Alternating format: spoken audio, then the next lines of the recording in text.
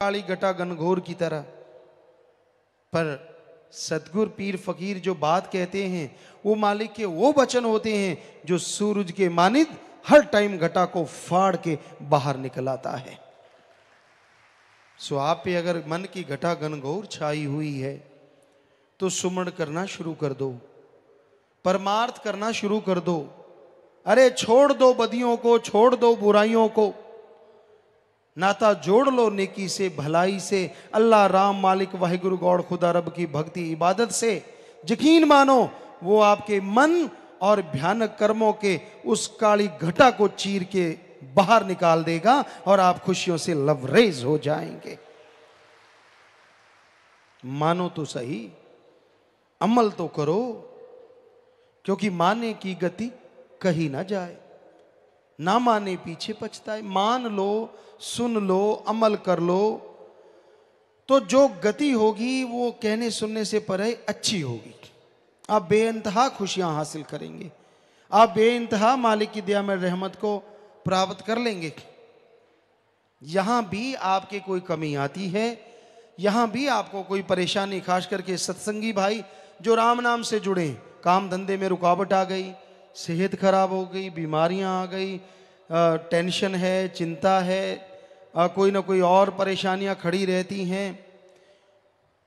इनके कारण तो यही हैं, या तो काम वासना में आप तंग हैं, या फिर क्रोध के पीछे मजबूर हैं, या लोभ लालच में पड़ गए, या परिवार के मोह ममता में दुखी हैं, या फिर आपको अहंकार आया हुआ है, या फिर मन और माया ने तड़फाया हुआ है। और इन सब का मेन कारण है कि आपने वचनों पे अमल न करने का एक तरह से कसम खाया हुआ है। वचनों पे अमल कर लो, नाम जपो, सेवा करो, सुमरन करो, परमार्थ करो, कमाई का हिस्सा अपने घर में निकाल लो। अगर आपको किसी पे डाउट है, कोई भी आसपास भूखा है, प्यासा है, बीमार है, उसका इलाज करवा दो, जाओ। तो हम आपको गारंटी देते हैं मालिक की दया में रहमत 100% बरसेगी ही बरसेगी। और कैसे बताएं आपको, क्या घोल के पिला दें? बेपरवाह जी फरमाते, वो भी पिला रहे हैं, कोई पी के अमल करे तो ना। बेपरवाह जी आम फरमाया करते, हम किसी से सुनी सुनाई बात का यकीन कभी नहीं करते।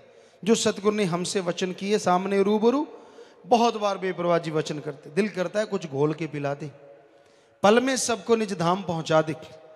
तो घोल के भी पिला रहे हैं कि यहां भी, क्योंकि उनके वचन थे तो पिलाना तो था ही उन्होंने। तो भाई ये उनके वचन हैं, पर कोई उस पे भी अमल करे तो ना। पानी समझ लो पानी है, शरबत समझ लो शरबत है, और फकीर कह दें कि नहीं ये तो भाई अमृत है, कोई सुन के उसको मान ले कि ये हरी रस है, ये तो भाई फलां चीज है। तो अगर फकीर कह दे कि ये अमृत और पानी भी पकड़ा दे एक बूंद, तो अमृत से भी बढ़ के बन जाए दृढ़ विश्वास वाले के लिए, यकीन करने वाले के लिए। रूहानियत में ना तो दिखावे से संत पीर फकीर या मालिक खुश होते हैं, ना कोई पाखंडवाद से, ना आपकी अकल चतुराई से, ना कोई और किसी गुण से। यहां तो अमलों से बेड़े पार हैं।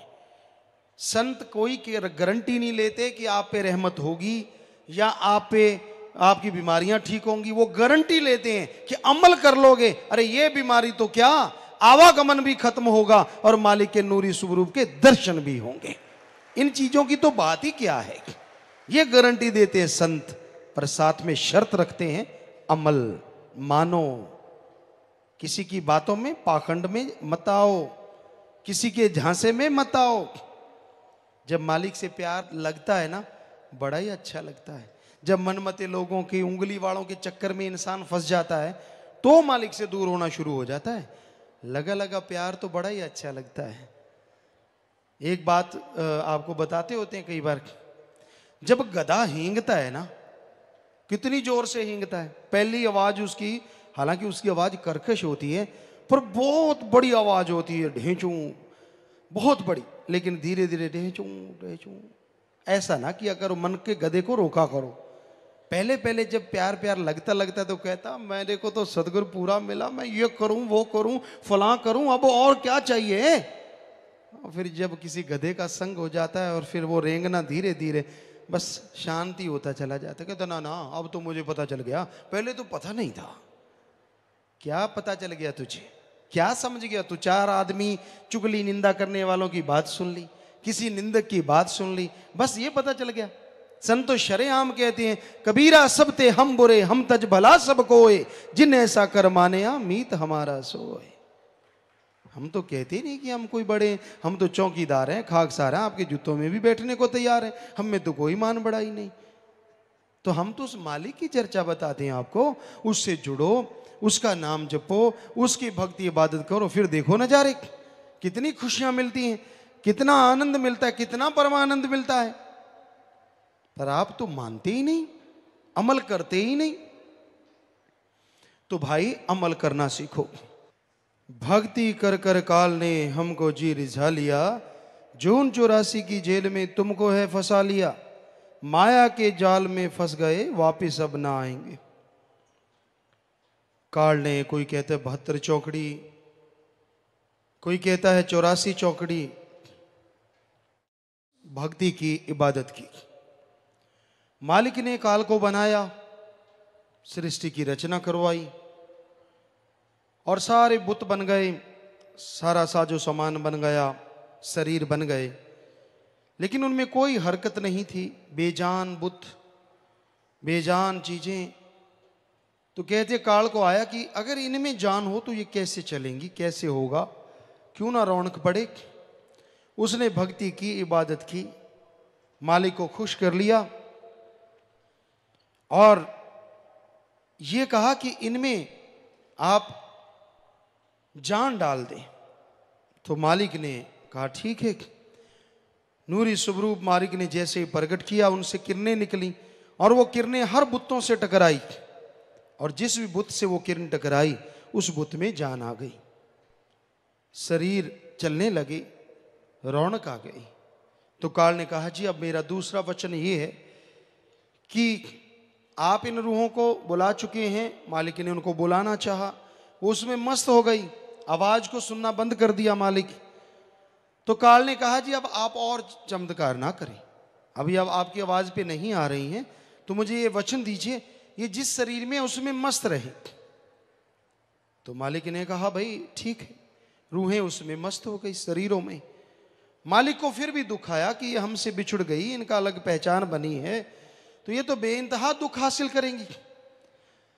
तो फिर मालिक ने काल को कहा कि ऐसा कर, अब हमारी भी सुन। ये इस तरह का एक शरीर बना, सारे शरीर जब बन चुके, मालिक ने देखा इस तरह तो ये फंस गई हैं इसमें, तो फिर ये मनुष्य शरीर बनवाया 5 तत्व से।